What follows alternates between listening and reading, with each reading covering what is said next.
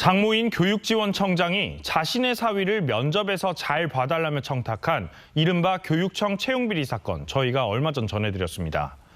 사건에 연루된 교육지원청장과 면접관 등 공무원 4명이 추가로 검찰에 넘겨졌는데, 경찰 조사 결과 면접관들이 사위의 점수를 높게 주고 구색을 맞추기 위해 다른 조의 점수를 손보는 과정에서 숨진 공시생이 탈락한 것으로 드러났습니다. 김윤아 기자입니다.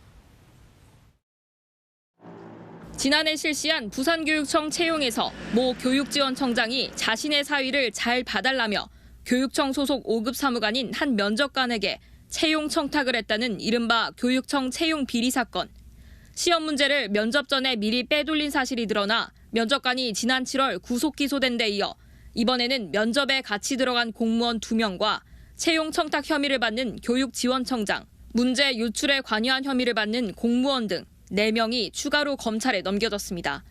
경찰 조사 결과 청탁을 받은 면접관은 다른 2 면접관에게 당장 현장에 투입해도 되겠다며 교육지원청장 사위에게 높은 점수를 줄 것을 유도한 것으로 알려졌습니다. 실제로 면접관 셋은 연필로 각자 1차 채점을 한 뒤 모든 면접이 끝나고 점수를 조작하면서 볼펜으로 재채점한 사실이 국과수 감정 결과에서 드러났습니다.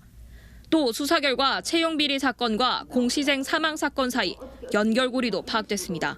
제일 공정해야 될 공무원에서 이런 비리가 터졌다는 거에 대해서 정말 개탄을 금치 않을 거라고 저는 솔직히 생각을 하고요. 공무원 면접관들에 대해서 무한 재량을 사실 주거든요. 그거를 남용하는 부분에 대해서는 저는 최대한 엄벌에 처해서 사위한테만 점수를 잘 줄 수 없으니 면접관들이 소위 구색을 맞추기 위해 다른 조에 있던 응시생 2명의 성적도 조작했는데 이 과정에서 필기 성적이 높았던 숨진 공시생이 떨어지고 숨진 공시생보다 성적이 낮았던 다른 응시생이 합격하게 된 것으로 드러났습니다.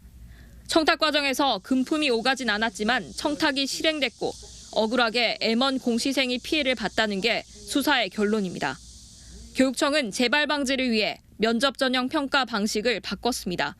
면접관을 모두 교육청 외부 인사로 꾸리고 인원도 3명에서 5명으로 늘렸고 상중하 가운데 상이나 하를 매길 경우 그 사유를 적도록 했습니다. 블라인드 면접을 실시 강화를 하고요. 다음에 응시생하고 면접위원들 조 추첨을 면접 당일날 실시합니다. 그래서 응시생하고 면접위원과의 사전 접촉 개연성 완전히 제거했습니다. 이에 대해 해당 교육지원청장 등은 채용을 청탁하지 않았다며 혐의를 부인하고 있는 것으로 알려졌습니다.